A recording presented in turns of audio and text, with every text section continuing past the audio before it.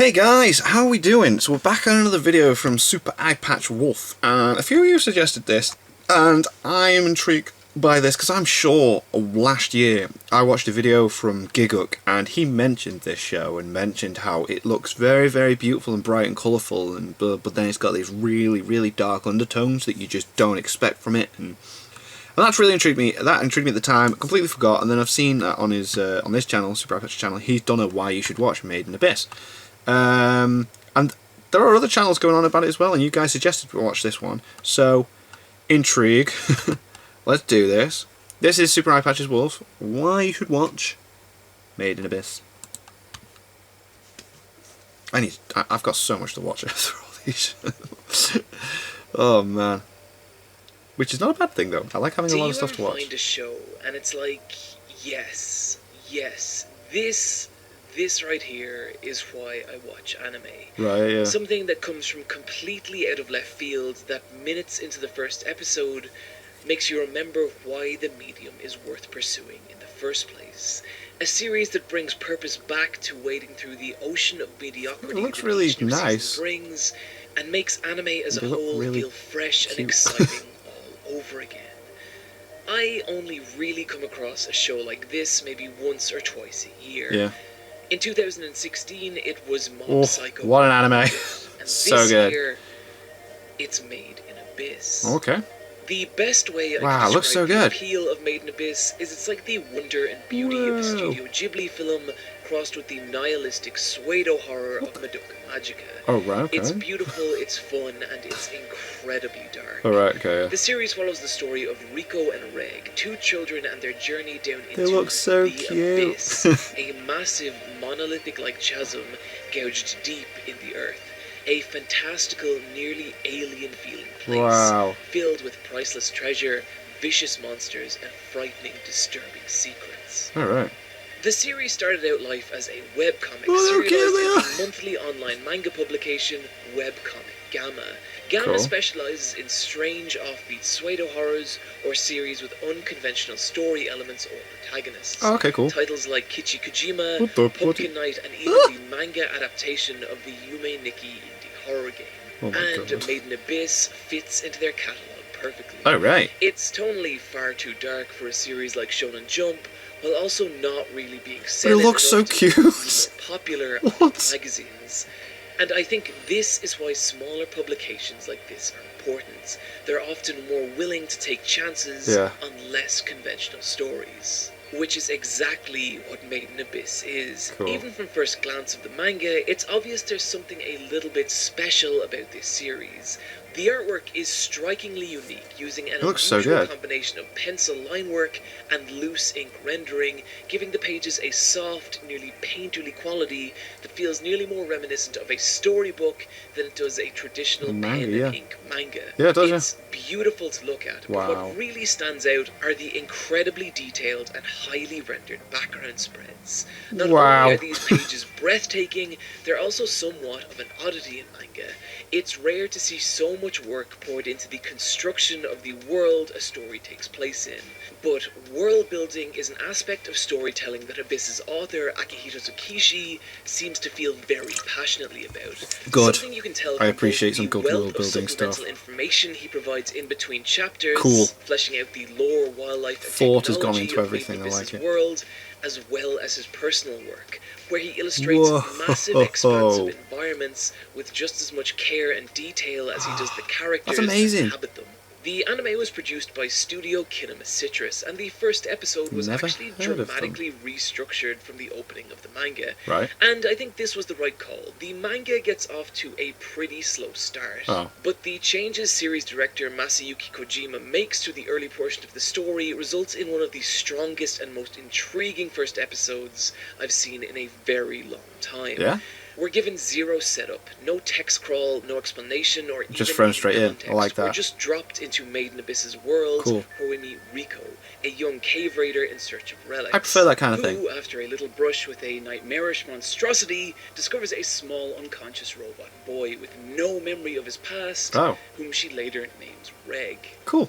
And from here, Gradually, over the course of the episode, we watch as piece by piece, Made in Abyss's world slowly starts to come into focus. Looks With amazing. each shot, piece of background art, and line of dialogue slowly building our understanding of who these characters are, as well as what kind of world they live in. Wow. Revealing that Rico is an orphan who lives in the mining town of Orth. The episode culminates in this beautifully done scene, where the camera pulls way back and we reveal that the entire city of Orth is built around this gigantic chasm. Wow. The Abyss. Cool. And I think what's so effective about this moment is how it beautifully binds together all the little disparate details the episode has fed us up until this point, and galvanizes Abyss's world with a sense of place and purpose, spelling out exactly so how cool. gargantuan and mysterious the Abyss is, as well as the culture of Orth that's built up around it. It also lets the audience know, in no uncertain terms, that these are our main characters. Yes. And at some point, They're gonna these have to two go little down there. guys are headed straight down into the Abyss. Wow.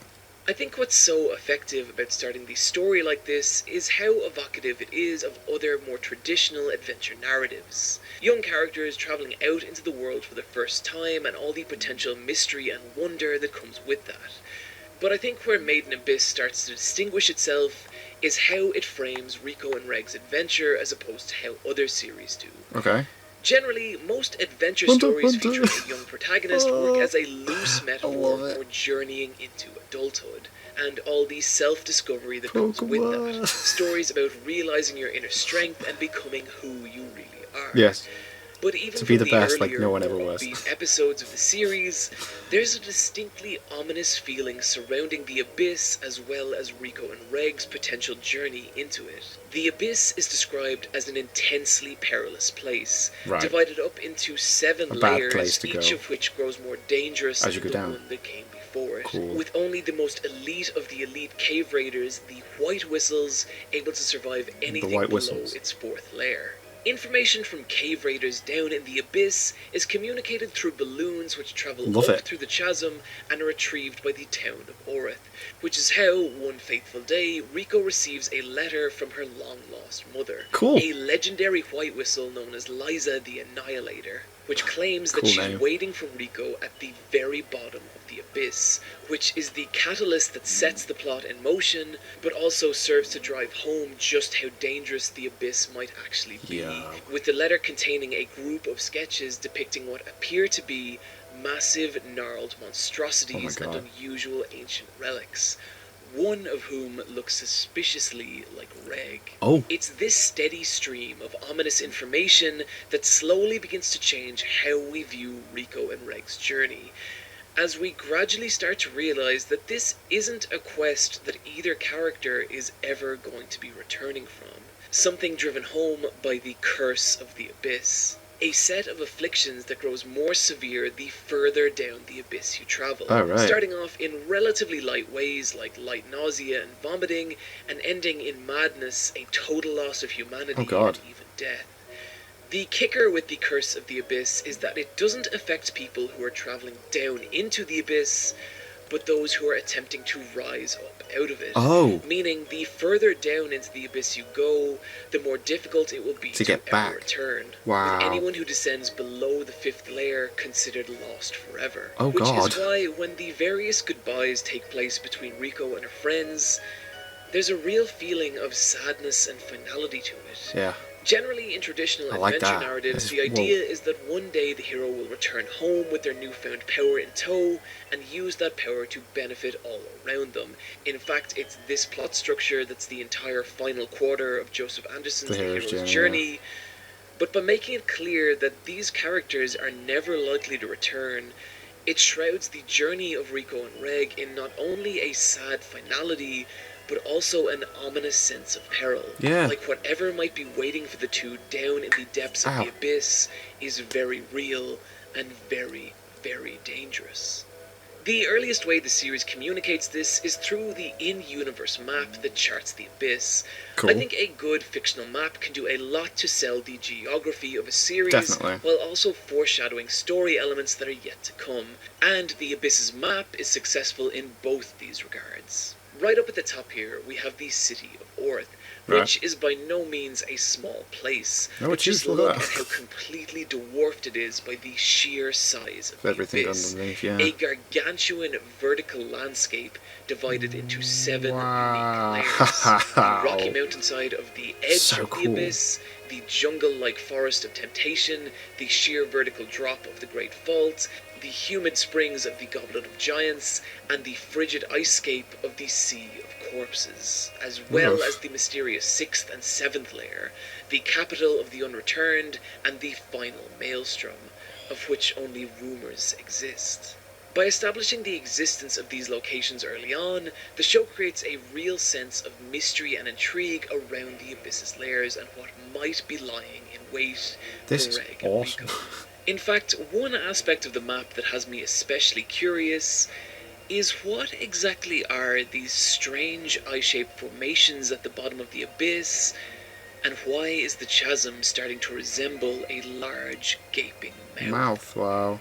It's questions like these that create such an intense layer of intrigue around the abyss, and also makes it very easy to empathise with Rico and Reg's desire to delve down further into it. We want to know Which as well. means that one of the main reasons the audience is watching the show to find out more about the abyss directly overlaps with the primary motivator of the story's 2 central characters, which makes it very easy to get invested in both Rico and Reg, We want to as know well what's going as on. the relationship that forms between them. Cool. Rico is an optimistic, upbeat, driven person with a burning desire to explore the abyss, to the point that she's spent her entire life reading up on it, researching its mysteries, and studying its plants and wildlife. This has given her an encyclopedic knowledge of the abyss's upper layers and how best to navigate them. Cool. Her weaknesses, however, come down to her physical ability. Jesus. Despite being raised as a cave raider, she's still just a regular human child, which means not only is she in danger from the abyss's more aggressive creatures, but also susceptible to the aforementioned curse of the abyss. Damn. Reg, meanwhile, is in many ways the total opposite of Rico.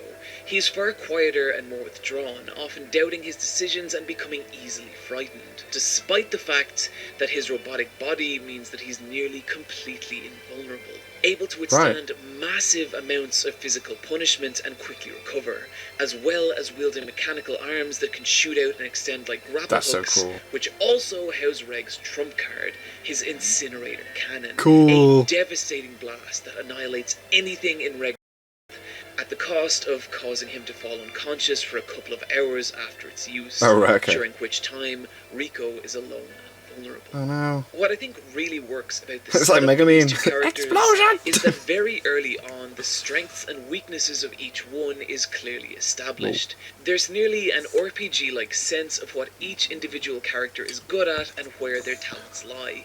And a lot of the fun of the series comes from watching Rico and Reg navigate their way through the abyss's upper layers and apply their talents in interesting and creative ways.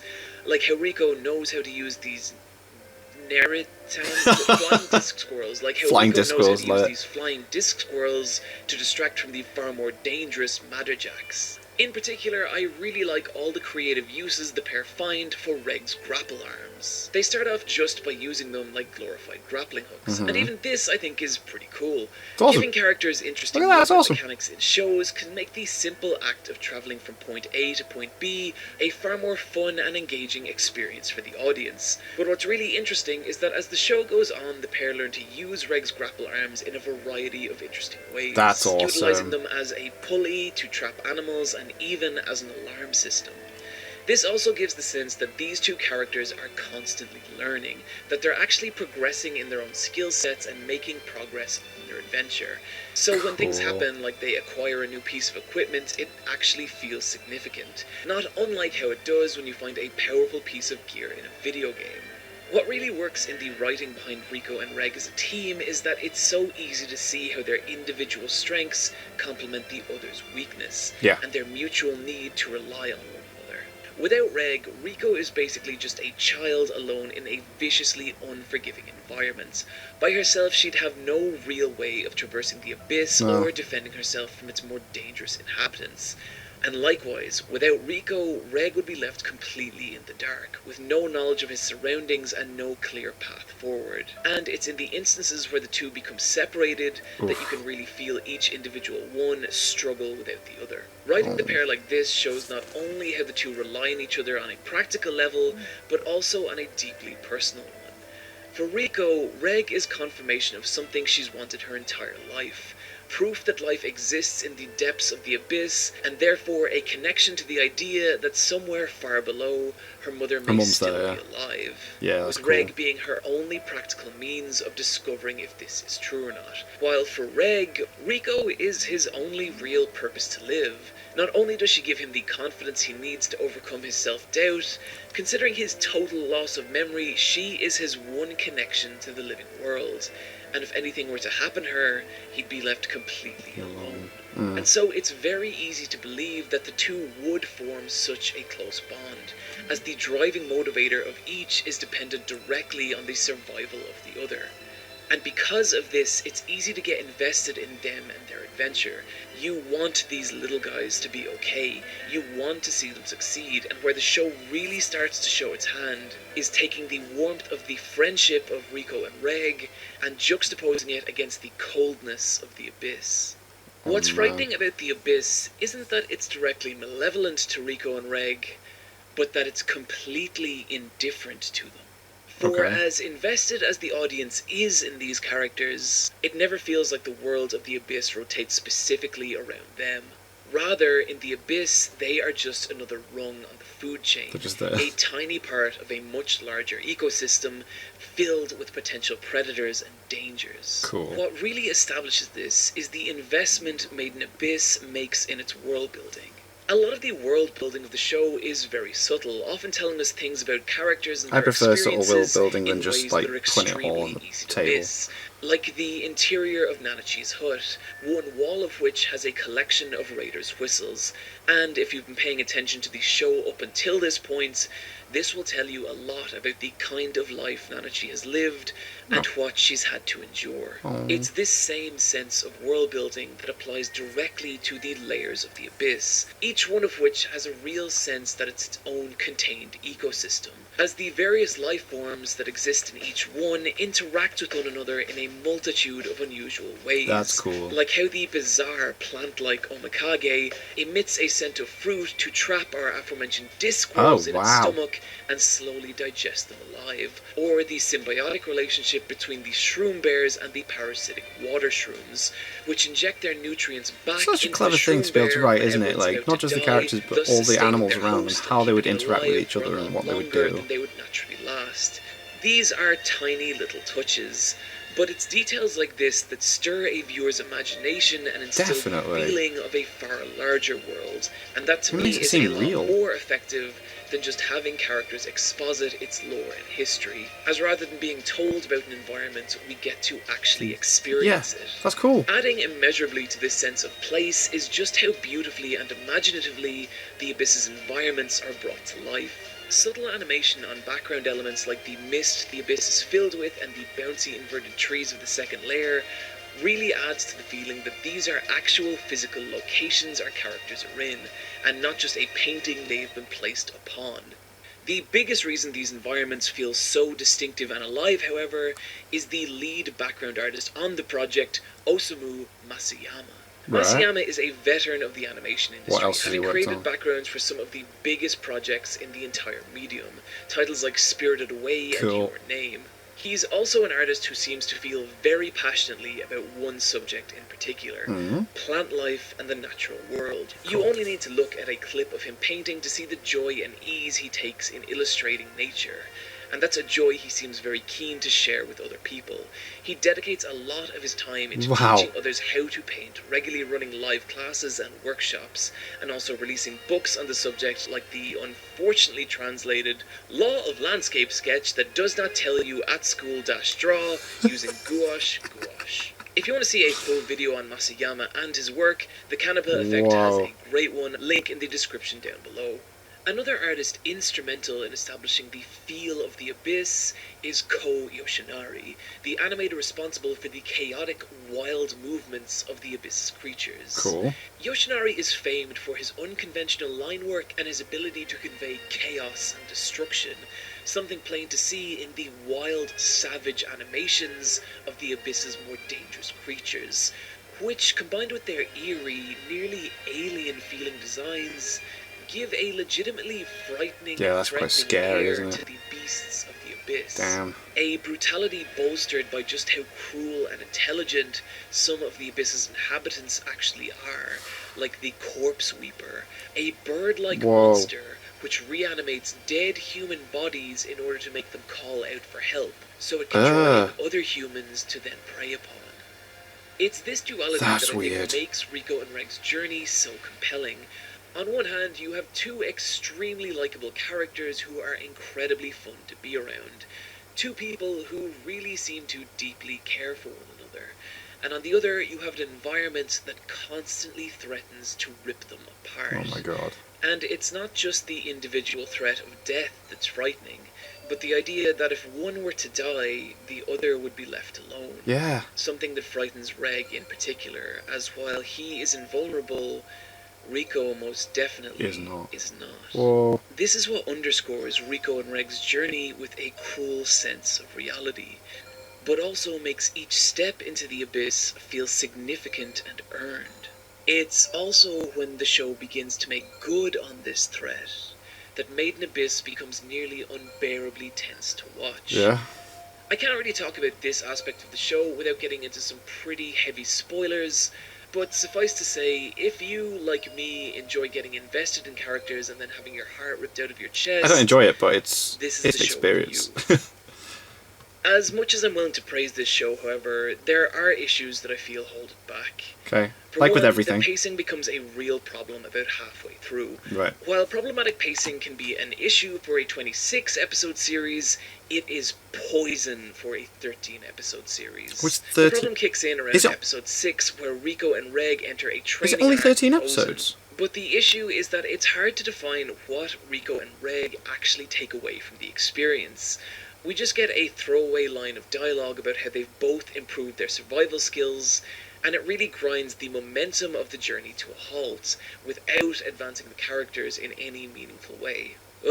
There's also the issue with Made in Abyss's manga, which tends to sexualize its characters in a way that I'm not comfortable showing here. And my issue with this is simple. These characters just feel way too young to be sexualized to this degree, yeah, that's weird. It just feels gross.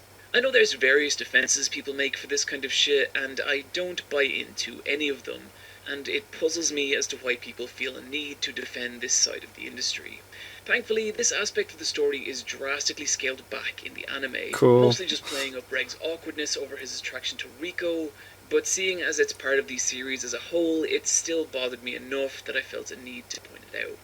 Finally, there's the way that Made in Abyss ends, and without giving too much away, I can say that just as the story really feels like it's kicking into gear, the show concludes. Oh, what? And it ends up feeling much more like half of a 26-episode series than a full, complete 13-episode series. Right, so 13 episodes. And what really stings about this is that the arc that comes directly after the anime's conclusion is not only the strongest of the series, centering around one of the most frightening antagonists I've experienced in a long time, it also explores and delivers on some of the show's themes of friendship and sacrifice in some really interesting and heartbreaking ways, in a way the anime only begins to. I think if this section of the manga were adapted and adapted well, it has the potential to cement Made in Abyss as one of the all-time great anime series. Cool. But as of now, that potential is left irritatingly untapped.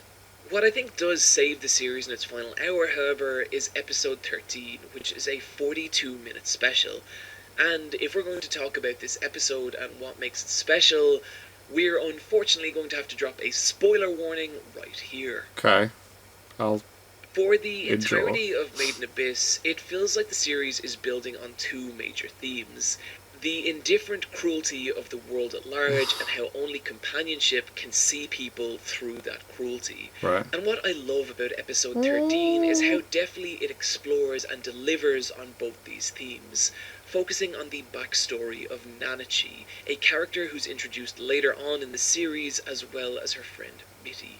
Both characters were at one point human girls, but after being the subject of a horrific experiment at the hands of a White Whistle in the Abyss's fifth lair, were robbed of their humanity, with Nanachi being transformed into a beast-like hollow, and Mitty suffering far worse, Oh my God. trapping her soul in a gelatinous cage of a body, leaving her perfectly capable of feeling pain, but also robbing her of her ability to die. Oh my God. What I really love about this dynamic is how it reframes the one between Reg and Rico. Where Reg is frightened that Rico will be killed, leaving him alone in the abyss, Nanachi is equally scared that she herself will die, leaving Mitty alone, immortal and isolated, lost in the abyss for eternity. And the conclusion these three characters reach is a heartbreakingly poignant scene about what it is to love someone and the brutal responsibility that love can sometimes bring. Ultimately, it's moments like this that cement to me what Made in Abyss is. A wondrously joyous tale of adventure and discovery, while also being a bitingly cruel story of friendship struggling in the harshest possible environment. It's this dual nature of Made in Abyss that makes it feel so special to me, and also what reminded me of the potential anime has to tell stories of such wildly divergent tones and themes that can be all at once innocent, joyous, and cruel. It's what made me remember why I started liking anime in the first place. And it's also a pretty damn good reason why you should watch Made in Abyss. Wow, I need to see this anime. It's so bad. It seems like it's proper up my street, this. Ooh. Friends, thank you once again for joining me today, and I really hope you had a good time with today's video. Hell yes. If you did, would like to help me create more like it, as well as seeing your name listed among my beautiful backers right here, then you can do so over at patreon.com/supereyepatchwolf.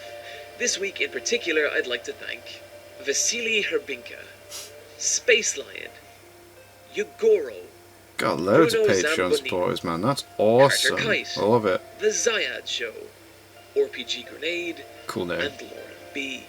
Catch me on the Let's Fight a Boss video game podcast or on Twitter at iPatchWolf. Friends, take care of yourselves, and I'll see you next time. I really need to watch this anime, man. I feel like, wow.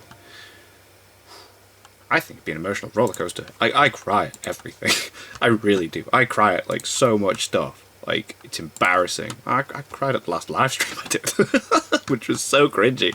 I do. I cry at everything, and it's so embarrassing. So I think I'll watch that, but I'll watch it alone. Because, yeah, it looks like something that definitely triggers something in me.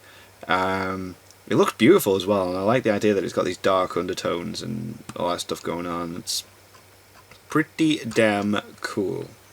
So, yeah. Thank you guys very much for watching. What did you guys think of that? Ow. What did you guys think of this? Hit myself with the face. Click like, subscribe if you haven't already. Leave comments down below. Let me know what you want to discuss in future videos. And I'll see you guys, yes, all of you guys, next time.